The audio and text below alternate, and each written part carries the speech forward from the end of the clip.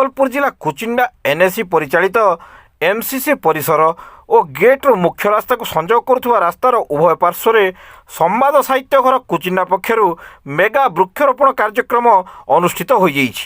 କୁଚିଣ୍ଡା ସମ୍ବାଦ ସାହିତ୍ୟ ଘରର ସଭାପତି ତଥା ପ୍ରକୃତି ବନ୍ଧୁ ସୁଭାଷ ଚନ୍ଦ୍ର ନାୟକ ଓ ସଂଯୋଜକ ତଥା ସାହିତ୍ୟିକ ଗଗନ ଶର୍ମାଙ୍କ ନେତୃତ୍ୱରେ ସକାଳ 6ଟାରୁ 11ଟା ପର୍ଯ୍ୟନ୍ତ ଚାଲିଥିବା ଏହି ଚାରାରୋପଣ କାର୍ଯ୍ୟକ୍ରମରେ ପ୍ରଥମେ ବୃକ୍ଷ ପୂଜା କରାଯାଇଥିଲା।